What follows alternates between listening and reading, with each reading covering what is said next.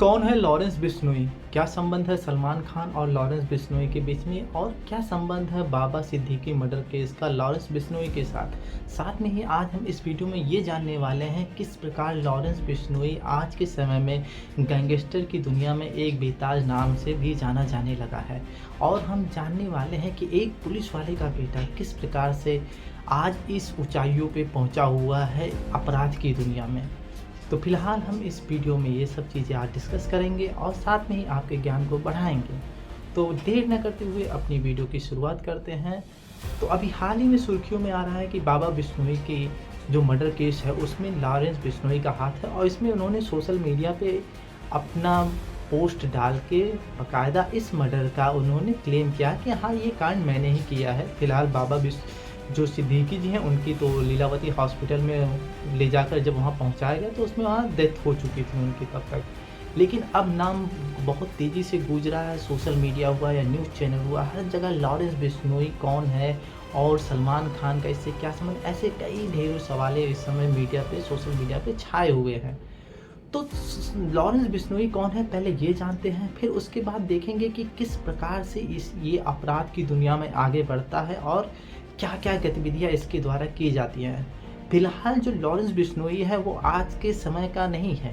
फिलहाल जो इसकी डेट है वो है 12 फरवरी 1993 और ये एक पुलिस कांस्टेबल का बेटा होता है, जिसमें जो पहले जो बचपन में इसकी जो सोच थी वो ये थी कि वो बड़ा होकर कोई अधिकारी बनेगा। उसकी माँ का भी सपना था कि बिश्नोई बड़ा होकर बहुत बड़ा अमीर आदमी बनेगा या अफसर बनेगा। तो ये उस समय की स्थिति है जब वो स्कूलिंग टाइम में था। लेकिन ऐसी घटनाएं उसके साथ घटती हैं कि आज वो अपराध की दुनिया में एक बड़ा नाम उसका भी शामिल हो चुका है।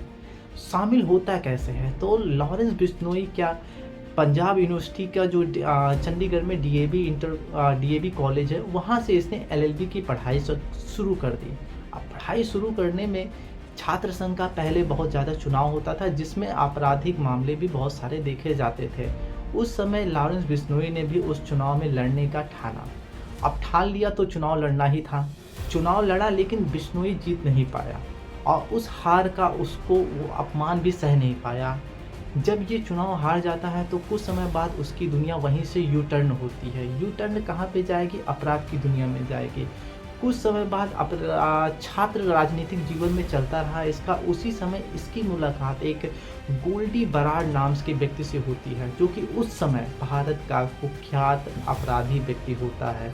अब वह उसके अंडर काम करने लगता है। कुछ समय बाद उसने बहुत सारे आपराधिक कार्यों को काम करना चालू किया। लेकिन उससे पहले एक घटना और उसके साथ घटित होती है, वो है 2011 का चंडीगढ़ केस।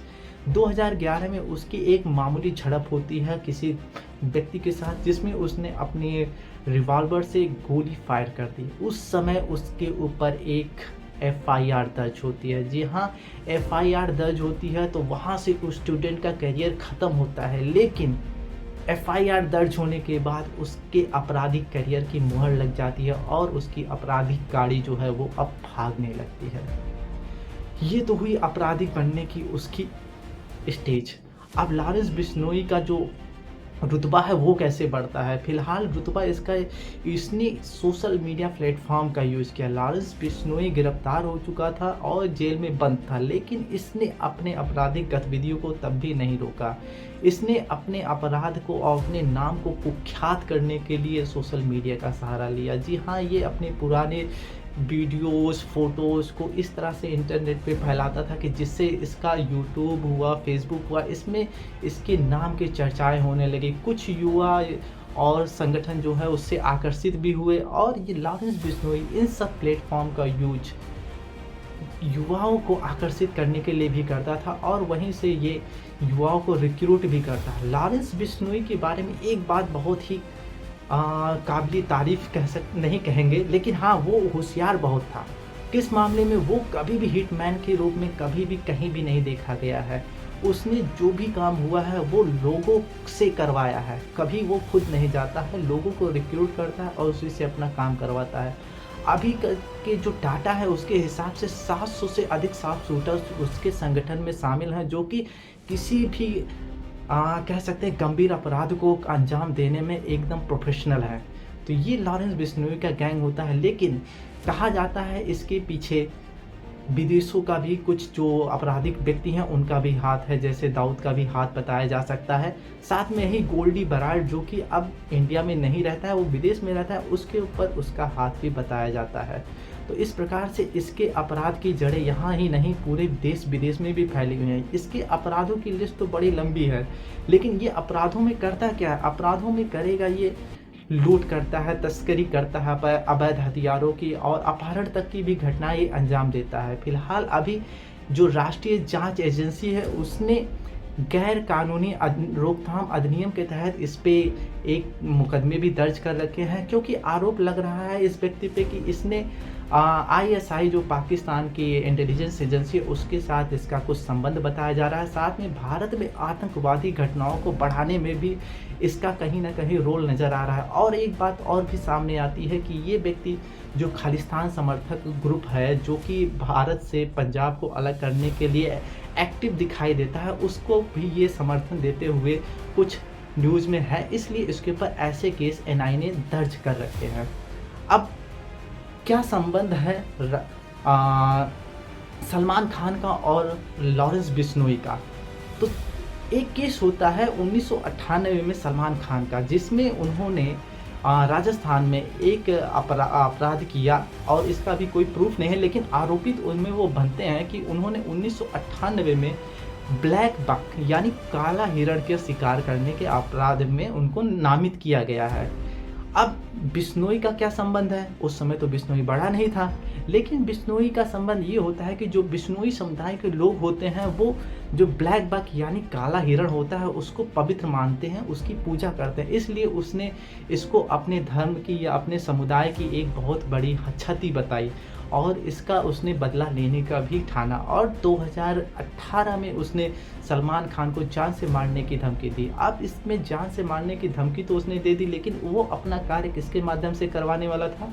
तो उसका एक बहुत ही करीबी दोस्त होता है जिसका नाम होता है संपत नेहरा। अब संपत नेहरा की कहानी भी अलग ही है। वो एक एथलीट्स होता है और वहाँ का जो पंजाब का एक सब इंस्पेक्टर होता है वो इसका बेटा होता है, वो भी उसके साथ इस तरह के हरकतों में शामिल हो जाता है। लेकिन संपत नेहरा को उसने भेजा मुंबई सलमान खान को मारने के लिए, लेकिन उस समय पुलिस एक्टिव थी, उसको पता चल गया और संपत नेहरा को गिरफ्तार कर लिया गया। फिलहाल उसकी ये कोशिश नाकाम हो जाती है। उसकी अपराध की लिस्ट में एक और बड़ा नाम शामिल है, वो है सिद्धू मूसेवाला, जो कि पंजाब का एक सिंगर होता है। वो अपनी गायकी के लिए प्रसिद्ध तो होता है, लेकिन उसकी गायकी में कुछ ऐसे अश्लील अपशब्द बातें होती थी, शब्द होते थे, जिसकी वजह से वह उसे पसंद नहीं आया और उसने 2022 में सिद्धू मूसेवाला की भी हत्या करवा देती है। इस प्रकार तो इसकी अपराध की लिस्ट बढ़ती ही जाती है और हाल ही में एक अपराध का लिस्ट और भी बढ़ गया, वो है बाबा सिद्दीकी जी का मर्डर केस, जो कि कांग्रेस से पहले संबंधित होते थे, फिर बाद में पार्टी उन्होंने बदल ली। तो इस प्रकार ये मर्डर का केस चालू हो जाता है और इसकी लिस्ट की जो अपराधों की लिस्ट है वो बड़ी हो गई है। तो ये है लॉरेंस बिश्नोई की कहानी, जो शुरू से लेकर अंत तक मैंने आप लोगों को बताई। बाकी अभी क्या होने वाला है ये देखने वाली की बात है, और आगे जो भी जानकारी होगी वो हम आपको अपडेट करवाते रहेंगे। फिलहाल मिलते हैं किसी नेक्स्ट वीडियो में किसी नेक्स्ट टॉपिक के साथ। तब तक के लिए जय हिंद,